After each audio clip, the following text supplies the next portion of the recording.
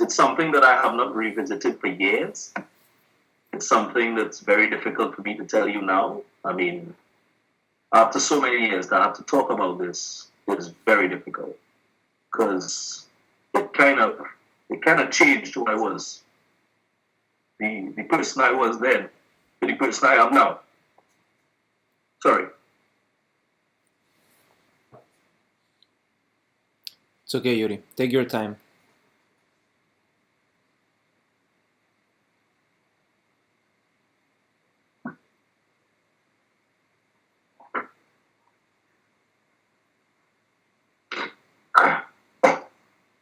Take your time, Yuri. Don't. We're not in a hurry. So you think after 8 years it wouldn't affect me so much.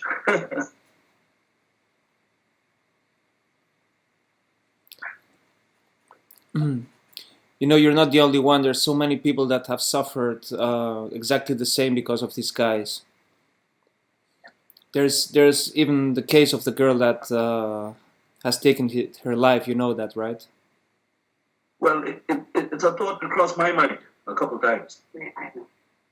And for somebody to have to do that, you telling me about it makes me feel her pain, you know?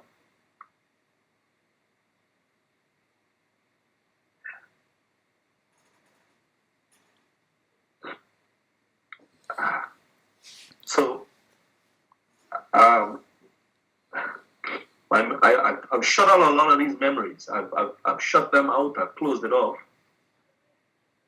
I never talk about it, you know?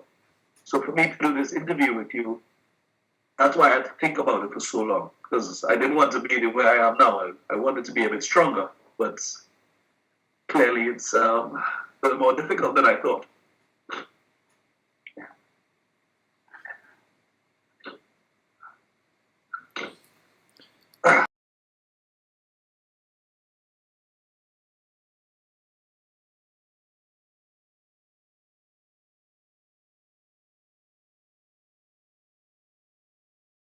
And they brought me outside, and I said, you know, where are you taking me?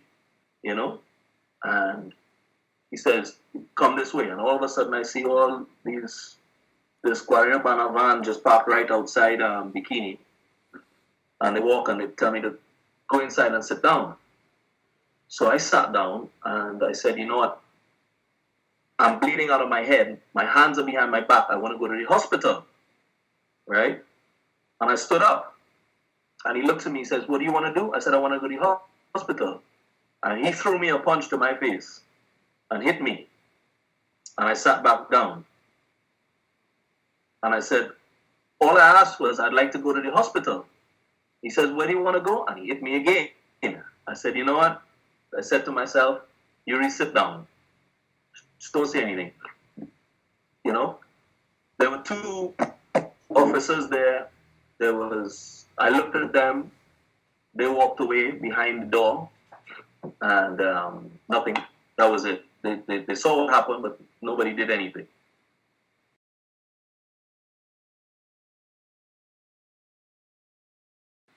And then one of the uniformed officers, picks me up and says, we're going to the interrogation room. And I thought to myself, why do I need to be interrogated for a little fracas in a nightclub? Something's not right. Doesn't feel right. They come running across with the keys and they open it. And I walk up inside there, and there's all these guys. Bakari's sitting on they got a desk, like a long desk. Mm-hmm. And then Bayana was standing up there. And as soon as I walked into the room, they started hitting me. I put my hands up because they had taken the cuffs off. As I walked in, they took the cuffs off and they started beating me. I just put my hands up. How many of them?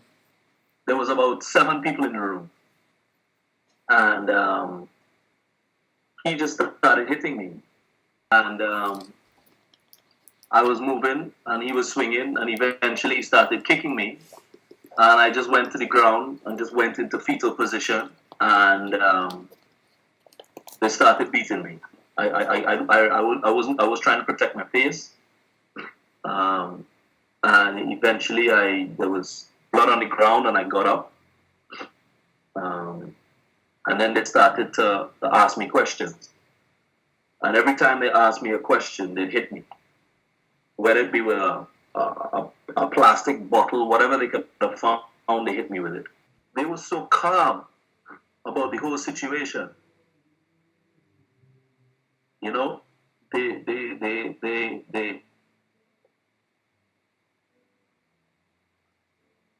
the most the worst one was Bakari, actually, because he was just so calm about it. He was the one that actually asked if I like to play games, and he asked the other guys for a gun because he wanted to play Russian roulette. You know, he was so calm about it, right? When they burned me with cigarettes on my back, I think by another had the cigarette in his mouth, and Bakari took it from and burned me on my back, and I kind of pushed it off. Um, the, the the the whole thing about it was what people need to know is that you had police officers, everybody sitting in the background, just watching these two guys have their way, and it was, to me, I was scared. I thought I was gonna die. I thought that was it for me. Um, yeah, I when when they went in the back and they told me, stop bleeding on the floor, uh, and I started to cry, actually, and they started to mimic me and make fun of me and call me a monkey, right? And I'm looking at Bakari and I'm studying. Why are you calling me a monkey? You know, you're more, just like me, man. What makes you so much better than me? I've asked myself this question for many years. What makes him so much different to me?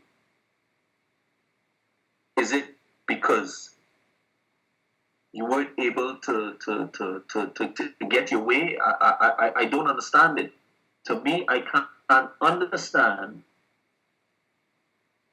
why they had to take it to that extent that they brought a dirty mop from the back, cleaned the floor, and then they said, you know what, clean your face too. And they started wiping my face with this mop and pushing it in my face.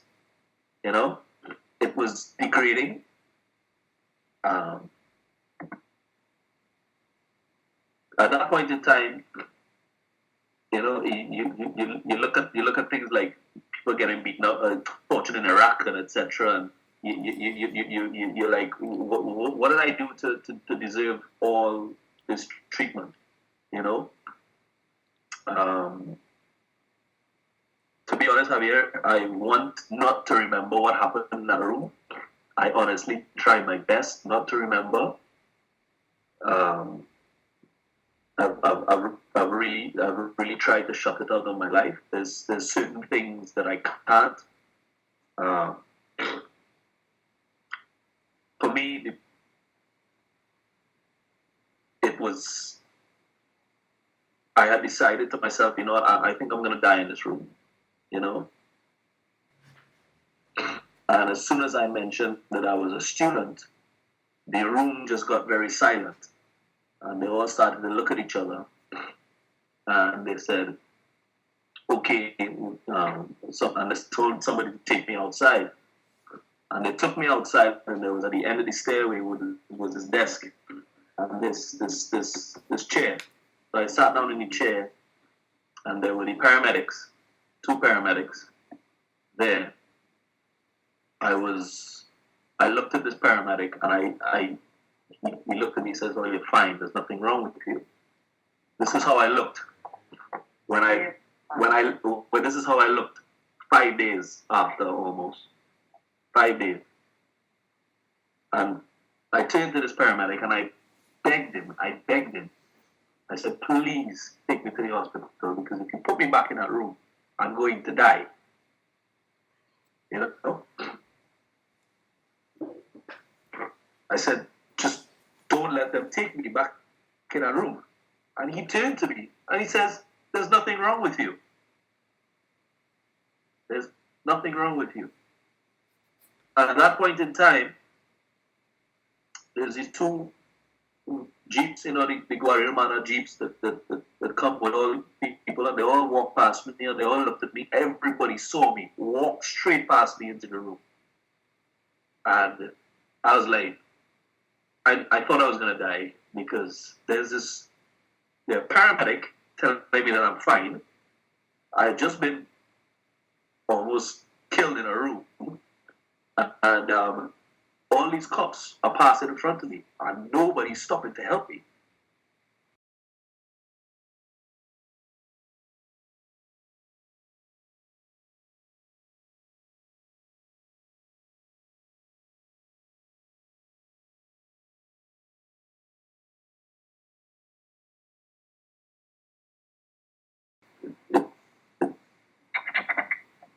When you when they told me what was happening in Barcelona, and they told me about this case, I don't know the details of the case.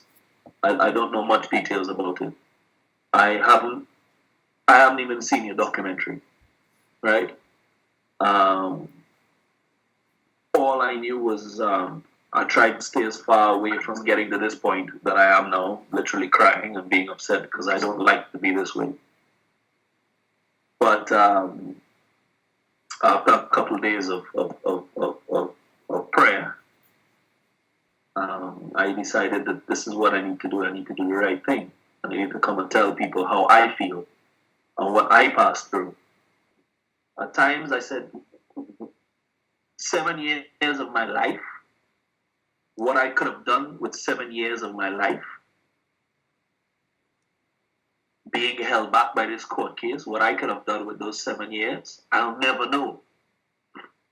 But I'll tell you what I did, because you're telling me what I did. My case is now important for these people, and that's what I did for them. So I'm happy that this is happening. I'm happy that those 7 years of my life mean something to people in Barcelona, mean something to people in Catalonia. I'm glad. I'm glad that I didn't spend 7 years of my life fighting a lost cause for nothing to happen, for it to be just one of the books, close the file, it never happened. I'm glad that this case means something to people. I hope, even though I'm not speaking very clearly because I'm very emotional about it. I hope that what I've done will help you and help them, because you people have no idea what it is to be in that situation when you're falsely accused, you're beaten, you're tortured by by police.